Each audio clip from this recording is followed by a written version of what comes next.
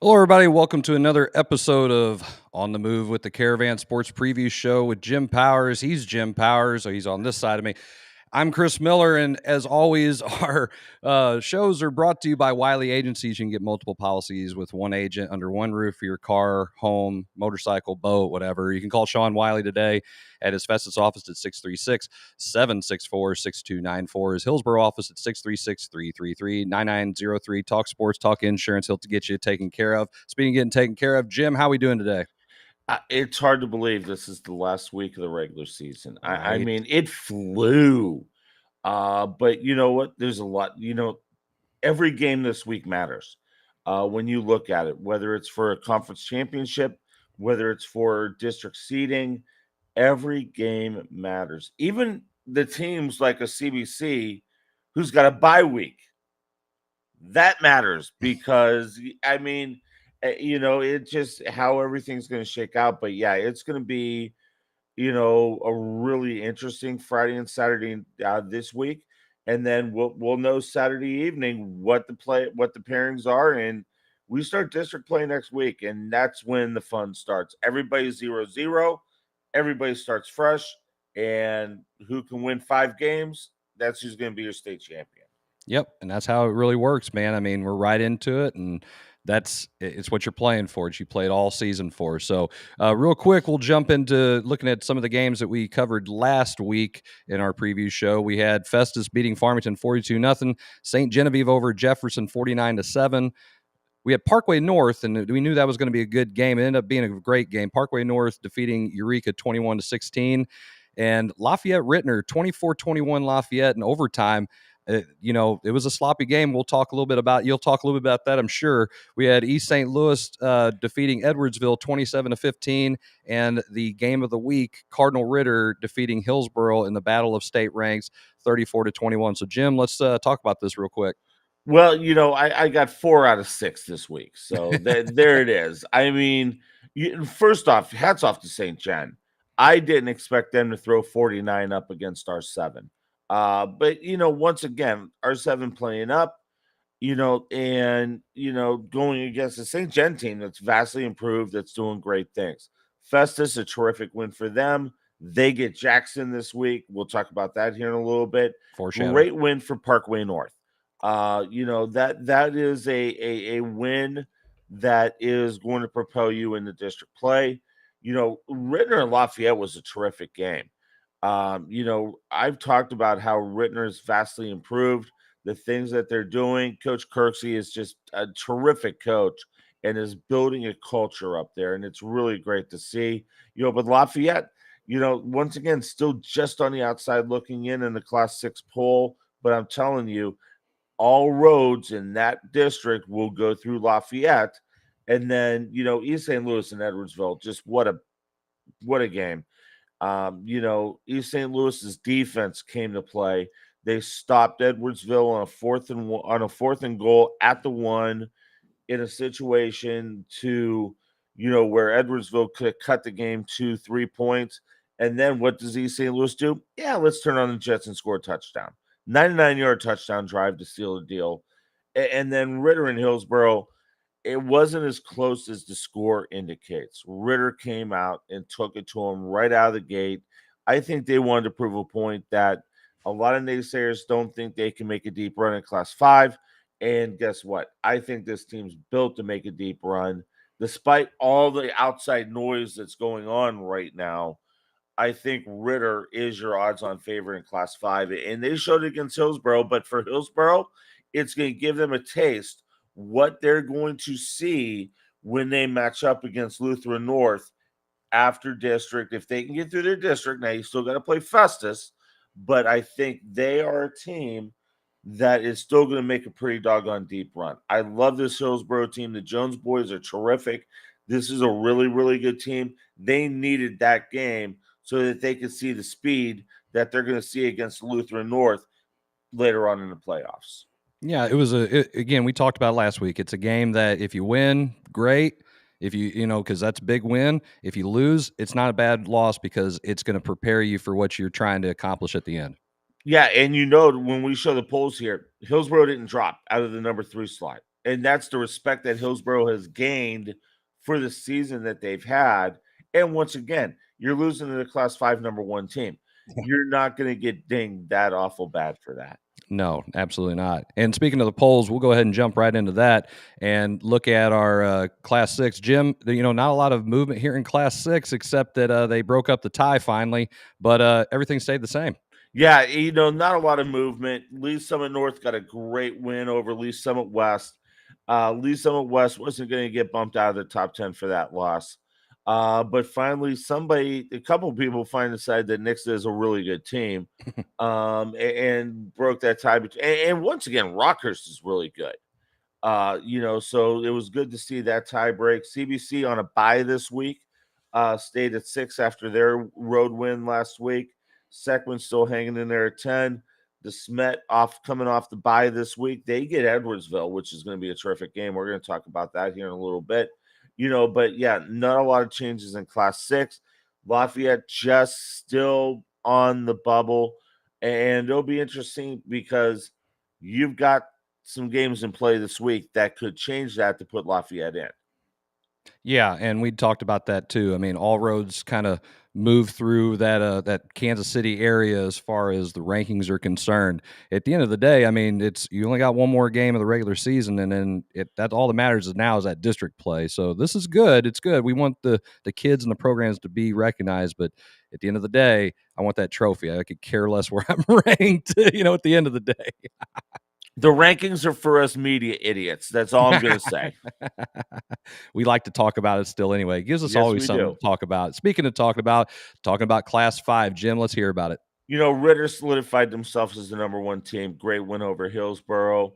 Green Valley staying at 2, Helias at 3, Lebanon sitting tight at 4. Webb City dropped moving up a little bit after their win over Carthage, which is a rivalry game down there. Summit staying right when Summit's going to win this week. They're going to run the table. They're going to be the number 1 seed. And I'm going to tell you, they're going to be a tough out on this side of the state. St. Dom's moving up from 8 to 10 after a terrific win over MICDS. And MICDS dropping down to 10. So, it was kind of flipping those, but you've got a Parkway North team that you're going to be looking at here in a little bit.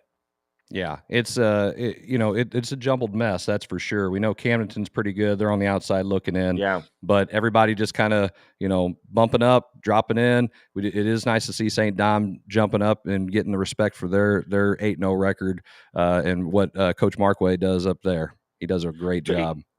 Yeah, and Thomas Pulliam has just been a beast all year long. He scored 4 touchdowns in that game, and also he's okay. Defensively was just ridiculous. Yeah, it's kind of good, He's all right. But and I mentioned this a couple weeks ago. He has done such a terrific job. Everybody talked about Jackson Overton last year, and Pulliam actually filled those shoes really well last year. Now this year, he's the dude, and he is doing terrific things for that St. Dom's team. Yeah, he is. And we'll jump over and start talking about Class 4 and, little movement here. So, Jim, what's your thoughts? Yeah, you had some down movement down on the bottom side of things. Once again, the top 3 stayed the same with Smithville, Lutheran North, Hillsborough, Kearney. Then the jumbling all starts, because you had a Grandview team that lost. Grandview also dealing with the forfeits from earlier this year that they had to swallow. It's just really interesting to see how Class 4 is kind of shaking out. Warrenton, what a terrific year that Warrenton's having. But guess who's in their district? Parkway North. Parkway North just on the outside looking in. It's going to be really, really interesting. I love the Hannibal team. I think they're really, really good. But I'm telling you right now, your state semifinal, most likely, and it should be, Lutheran North, Hillsborough. That's going to be a treat. Smithville probably against Kearney on the other side of the state. I mean, Class 4 is loaded. And there's so many teams that have a possibility to make it out to Faurot Field in December. It's going to be ridiculous. Yeah, there's a lot of really good teams there, and that Warrenton Hannibal district. I mean, the top team isn't even ranked, and we Yeah. have two ranked teams that are seated ahead of them by the Mission District points. So it's going to be interesting to see how all this shakes out at the end of the day when all the dust settles after we play our games this week. Hey, put it this way, Mish's website may blow up on Saturday night Oh with my. everybody trying to get on and see where everybody's playing and all that kind of stuff. That's why I'll probably wait till Friday night about 1 a.m. when everybody's gone to bed and I'll start looking at stuff. Yeah, I would hate to be the tech guy in charge of keeping that server going. No Absolutely part of that. not. No part of that at all. Well, since we have a shortened version of the show, we're going to take a quick commercial break. We come back, we're going to get in our featured matchups. You're watching On the Move with the Caravan Sports Preview Show. I'm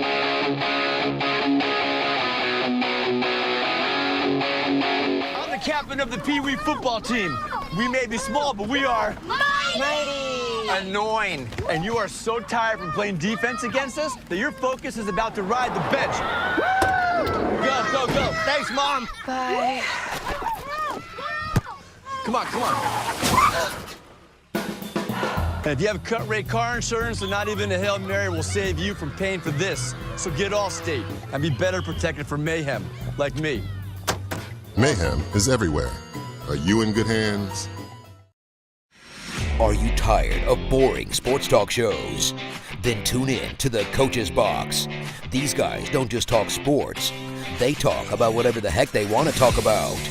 Watch new episodes of the Coach's Box each week for free on Facebook, YouTube, or the Streamline Sports app.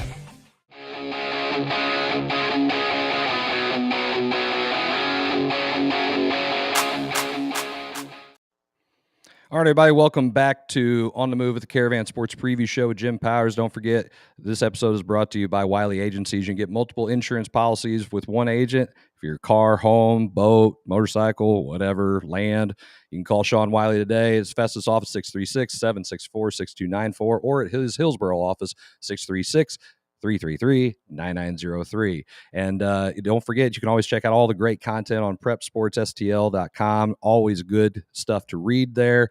And I think there's another guy who puts stuff out there for that too. I think his name is Jim Powers.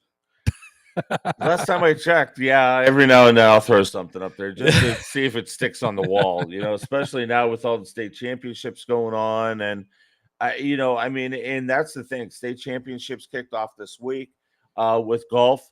At least I can say golf and not soccer, and you'll acknowledge golf a little bit. Yes, so, but congratulations to Visitation. Finally knocking off the seventh straight state championships for St. Joseph Academy. Visitation, able to get the job done. Avery McLaughlin, and if the name sounds familiar, yes, it's Danny Mack's daughter, who is just an unbelievable golfer, led the way for Viz, but congratulations to them. St. Dominic winning a state title as well. First time in school history that St. Dom's has won a girls golf championship, and just terrific stuff. And once again, it's all starting now. You had tennis last weekend as well with state championships, team tennis this week, and volleyball in a couple weeks, which we're going to talk about volleyball next week with some of the district stuff coming up and all that great things. So it's a fun time of the year for all the state championships. Yeah, it is. Absolutely. We want to give those kids that kind of recognition too, because it doesn't matter what sport they're playing. They're out there competing. And even if they're not the best, we like to make sure that they understand that, that's what it's all about. It's getting out there and enjoying the time of your life. You only get to do it one time. So we'll go ahead and jump into our matchups here. We don't want the people to keep waiting, but our first matchup features an old conference rivalry as the 6-2 Crystal City Hornets head up Jeffco Boulevard to take on the 3-5 Herculaneum Black Cats. The Hornets got an easy win last week against TDW Academy. I've never heard of them on a 13-0 forfeit. Bishop Sycamore. Yeah, it's no secret what Coach Fox's Hornets are going to do every night. They're going to run the ball. They're going to play good defense. And Crystal City's rushing attack comes into this game averaging 302 yards per game, and the defense has been stingy, giving up an average of 12 points per game. Herculaneum took a tough loss last week to Perryville, 50-0. The Black Cats have relied heavy on their rushing attack this season, despite inconsistency from inexperience. Sophomore quarterback Keaton Reeves must take another step forward for Herculaneum to finish strong this season. So Crystal City won last year's matchup against Herky 32-14. Jim, what's your take on this game? Jason Jarvis, plug your ears. You're not going to like what I'm going to say right now. Yeah, Crystal's playing terrific. They know what's on the table for them. They want the 2 seed in that district. They want that rematch with Louisiana, in the district final. Crystal's playing so well. Now, Crystal coming off of a quote-unquote bye week after the forfeit last week to that Bishop Sycamore wannabe team. Sorry, it's just the way it is. But Herky, they got to figure out a way to stop the run game. We know what Coach Fox is going to do, and they are just going to pound you up front. They're going to be physical in the trenches, and they're going to look to run the ball. They want to run the ball and gain at least 200 yards, rushing and total offense. Herky's got to figure out a way to stop that. But for Herky, this would be a nice win for them to propel them into, the district. And they're not an easy district whatsoever. Their district is extremely tough. And at least, once again, you're playing for a seed. You're doing some different things. Herky's got to figure out a way to stop. Now, if they can stop the run, I like Herky. But there's just something that tells me Crystal City is on a mission. They want Louisiana once again in that district final. They remember what happened last year in the district, what happened earlier this year. A lot of strife going on up at Louisiana with their coach leaving, different things along those sides. I think Crystal City knows that they can win this district and make a pretty deep run in Class 1. And just the way that they committed to running the ball, I mean, they've done such a great job since Coach Fox has taken the reins over there. And even though they jumped out of the I-55 and the Jefferson County Conference playing an independent schedule, they have really fortified their program.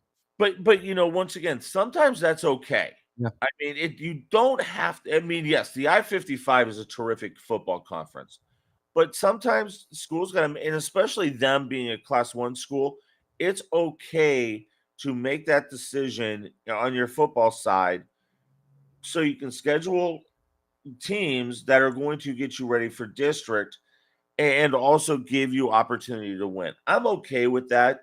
But once again, we didn't think Crystal City was going to be Class 1 3 years ago either when all this stuff happened. So, But I really like Crystal. And, up until 2 weeks ago when they lost to Van Far, I had them in my top 5 in Class 1. But, that Van Far loss was not a good loss. That was bad, actually. And, a lot of people had to drop them out. And, if they can get a W this week, then they're going to go right back into that conversation for the state rankings. Sure. And it's a tough thing when you have to go that far out to play those games too. So that's all taken into account, and their goal is to host as many of those games in district as possible because that is a spread out district. Oh yeah, we talked about that last night on the coach's box with the rubber bands and all that kind of stuff. And even though they don't use rubber bands anymore, Kevin, I'm just telling you they don't. I know that for a fact. But yeah, that district is just all over the map in the state of Missouri. So to host some games, that's huge. Yeah, that's what you want to do. And here we'll jump into our next game because our next game will decide the I-55 conference title as Jefferson takes on St. Vincent. As mentioned earlier, Jefferson dropped their first game of the season last week to St. Genevieve 49-7. The now 7-1 Blue Jays struggled at the line of scrimmage against the Dragons, making for a difficult night for senior quarterback Cody Williams and company. Jefferson currently resides at the top of the Class 2 District 2 standings with 49.05 district points over 6-2 Herman. Cannot believe they're both in the same district, but guess what? They are. Let's see here. Oh, I have the wrong record on Jefferson. I just noticed that. So it's all right. My bad. The graphics here, terrible. Anyway, over 6-2 Herman, who has 45.79 district points themselves. St. Vincent is a team that has been rolling as of late, winners of 3 in a row, including last week against Grandview, 35-13. After an 0-2 start to the season, St. Vincent has won 5 of their last 6 games and are currently sitting at the top of the Class 1 District 2 standings with 51.32 district points ahead of 7-1 and 4th ranked in-state Tipton, who has 48.52 district points. Despite winning the conference title last year, St. Vincent lost their matchup with Jefferson 46-28. So, Jim, lots of things are at stake here. Let's get your take on this game. All right. Should I just get out of the way right now before Bruce starts blowing up both of our phones? You might as well. I mean, I like St. Vincent. They're having a terrific year. They're catching R7 off of just an ugly loss last week. I mean, brutal loss. You know, R7, a lot to play for this week. You know, St. Vincent is a really, really good team. I'm going to lean toward, and once again, Bruce, our good friend Bruce Viceroy down in St. Vincent's is probably going to kill me, but I got to lean towards R7. You know, they know what's at stake right now. They want to keep that top seed. They want to be in that contention to host all the way through. I still love their quarterback play. He had a bad outing last week, and guess what? It's a high school kid. You're going to have that. I really like this R17. St. Vincent's has had 3 terrific wins, and they've done it in a convincing fashion with their defense. Their offense is going to put points up on the board. Defensively, though, I don't know if they've seen a quarterback like they're going to see this week. I like a slight edge going to R7. No disrespect to St. Vincent, but here's the thing, though. Once again, a lot of things at play. St. Vincent, you want to make sure you can take care of your business to continue to be able to possibly host a bunch of games in the district. So a lot of things at play. Slight edge to R7. I just want to say just because of the quarterback play.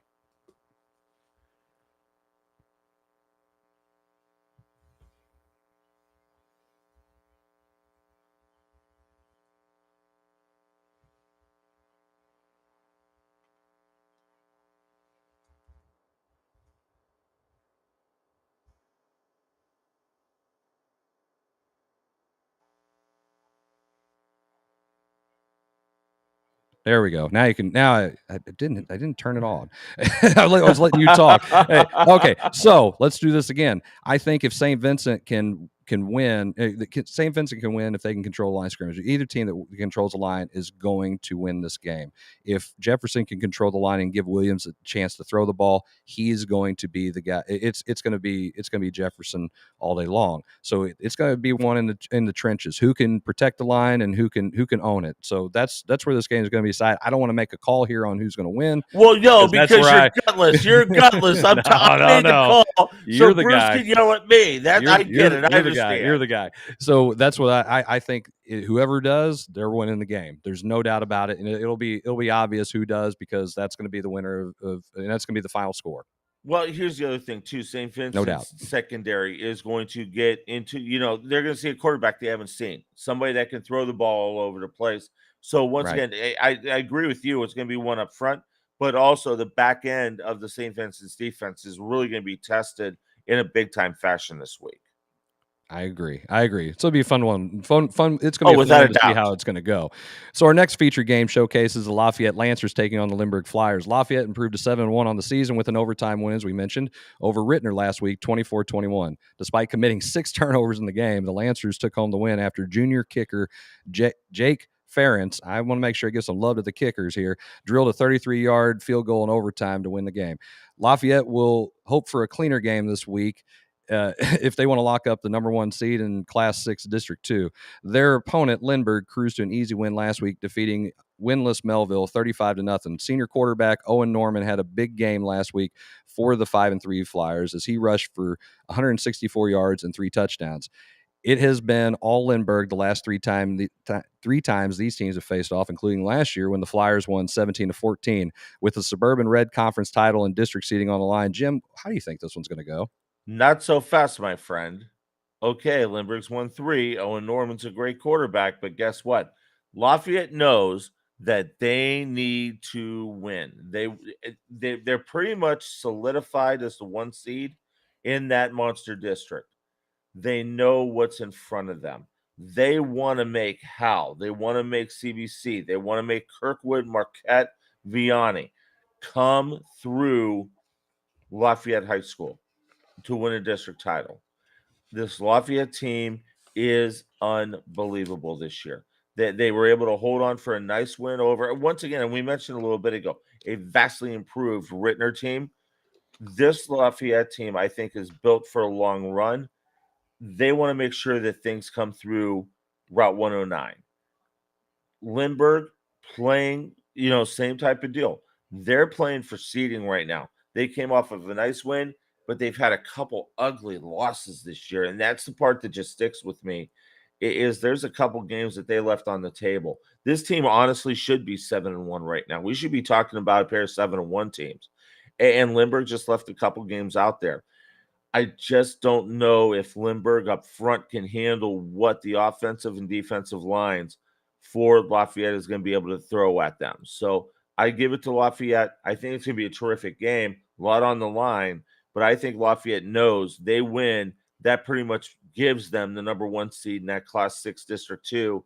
And then all roads out of that just crazy district that we've been talking about all year will flow through, Wildwood, Missouri, and Route 109. Yeah, I agree, and I think that's one of those things that you have to solidify yourself, and this is that game right now that Lafayette can lock it up. So I think that, again, there's a lot of games with a lot on the line this week. This is a big one because of the district that they're in. I like Lafayette over Lindbergh. I do think it's going to be close because I think Lindbergh is tricky good, and you're right. They did leave some of those games out there, but I like Lafayette. I think there's too much. I think the streak ends this week. Wow. Yep, there you go. There's me calling. There it is, ladies and gentlemen. No, I don't think the streak ends. I think Lafayette gets the W. Once again, you want to go into district play, and the nice thing is they get that 1 seed. They are going to get a bye next week. That's huge at this time of the year. Yeah, it is. I mean, that's going to be good for CBC. they get their bye. So jumping into our next game because it features another big matchup as the Jackson Indians are going to take a long bus ride north on I-55 to take on the Festus Tigers. Jackson improved to 7-1 on the season with a big win over Wentzville Holt last week, 48-20. The Indians have reeled off 7 straight wins after losing in week 1 to Edwardsville, and Edwardsville's pretty good. We'll talk about them in a second.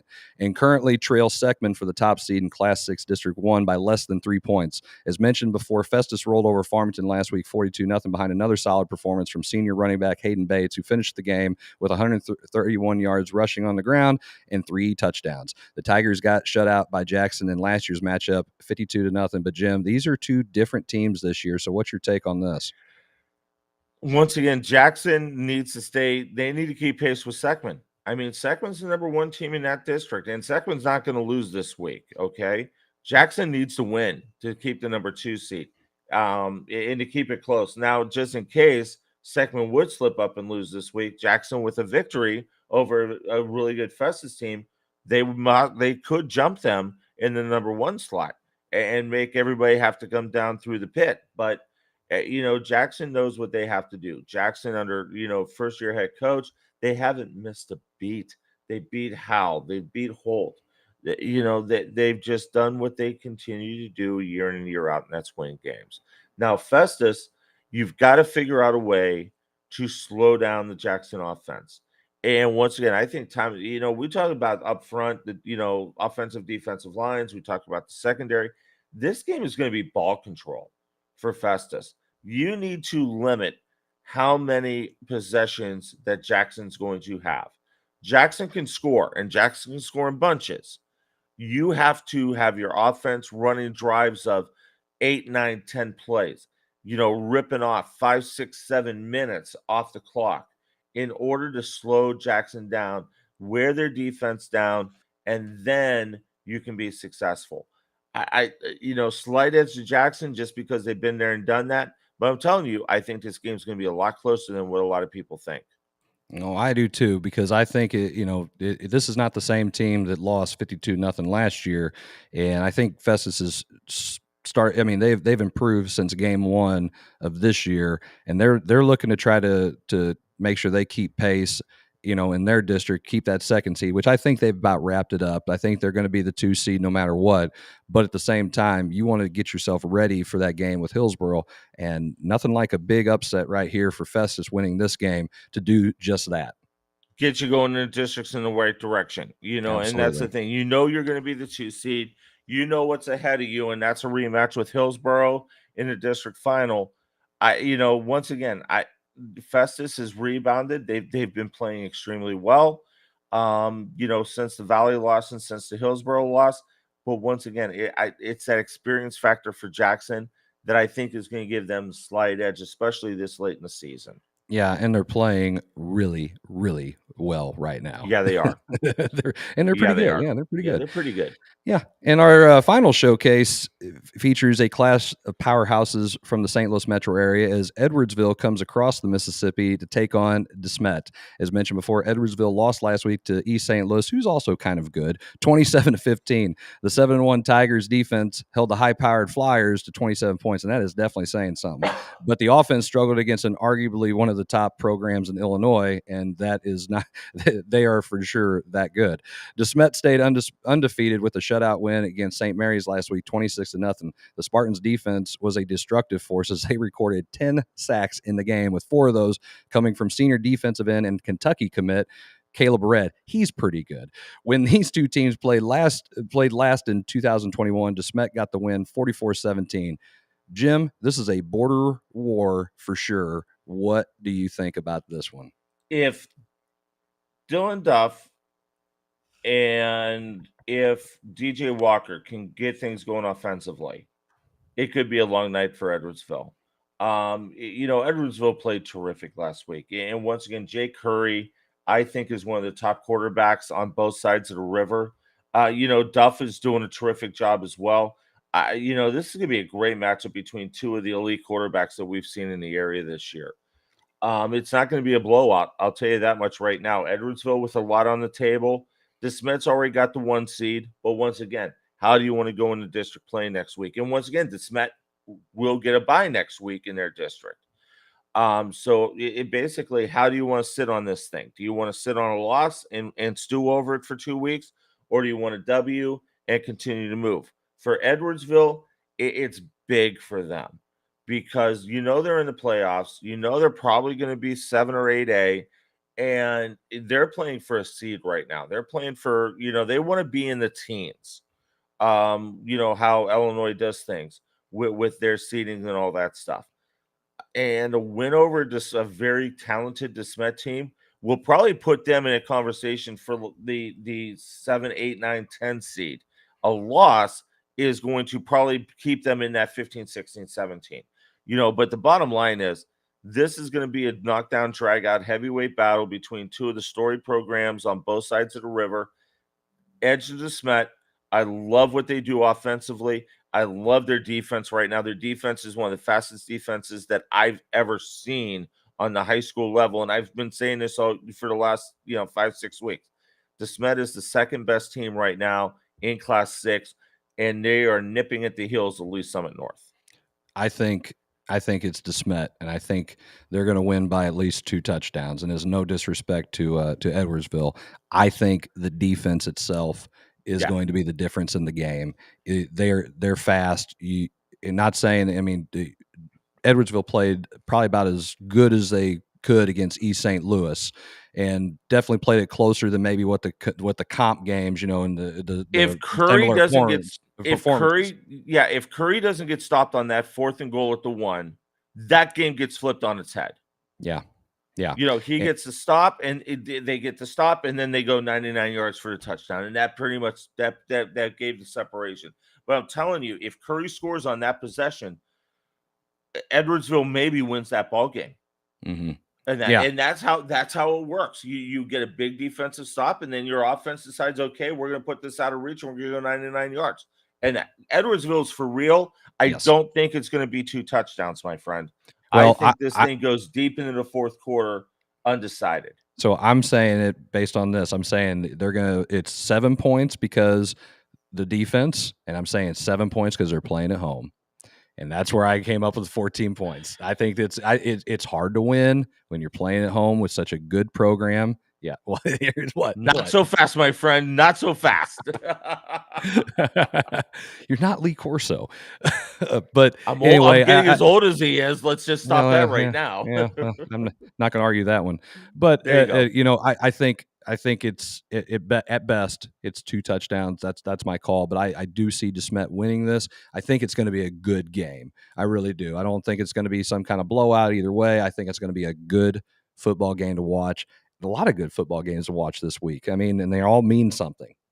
Yeah, without a doubt. And real quick, I didn't put this team on, but hats off to Bishop DeBerg and winning back. They've won 3 games. First time they've done that since 2014. They get Bayless. They should beat Bayless. Guess what? They're going to host a district game next year after a team that didn't win up until this year, didn't win a football game in 4 years. And Chad Masters has done a terrific job. Yes, I just want to give them a quick shout out. I mean, you want to talk about just a surprise team that's done everything the right way. Bishop DeBerg has done that this year, and I just want to give them a quick shout out. Yeah, they deserve it too. I mean, you don't want to see teams lose and lose and lose. You want to see there has to be some kind of success. And when you see coaches turn around and kids buy in, that's what we're all here for. I mean, it's not and those wins in that go a long way when you start changing culture, and it impacts kids positively, and that makes them better people down the road and as adults. And that's what we're trying to do. We want to win the games now when they're in high school, but we want those kids to have those wins when they walk out into the real world. That's what that's going to teach right there. Absolutely, 100%. You just nailed it, my friend. Well, speaking of just nailing it, I think we probably ought to go ahead and end on the win right there, because I've already had a couple of oopsies in this one. So I'll take this win between the mic being off and some bad graphics. But anyway, Jim, next week's show is going to be a lot of fun. We got a lot to talk about. We'll be talking about districts. We'll be preview. talking about some of our other sports here. So it should be a good show to tune into. So make sure you guys do that. You can always check out all the shows on the Coach's Box YouTube channel, so you can see all those for free. You can check out on Twitter. We will be putting stuff out on Twitter, so that way you guys can, jump in and see some of that too. But Jim, a lot of really good stuff this week, and I can't wait to talk about it next week, man. And it's also getting closer to basketball season. Yes, we know that. We talked about that last night. We are getting closer to basketball season. So, but no, it's going to be a great week and a lot on the line, and it'll be a lot of fun to follow on Friday and Saturday. 1,000% agree. So thank you guys for tuning in for another episode of On the Move with the Caravan Sports Preview Show. We will see you guys all next week. Have a great one.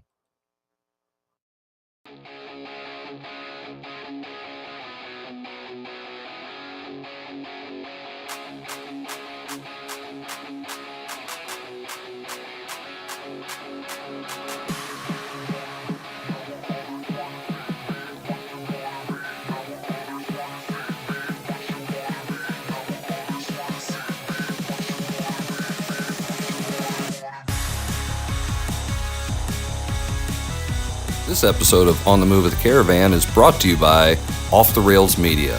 Life's more fun when you're off the rails. Are you tired of boring sports talk shows? Then tune in to the Coach's Box. These guys don't just talk sports. They talk about whatever the heck they want to talk about. Watch new episodes of the Coach's Box each week for free on Facebook, YouTube, or the Streamline Sports app.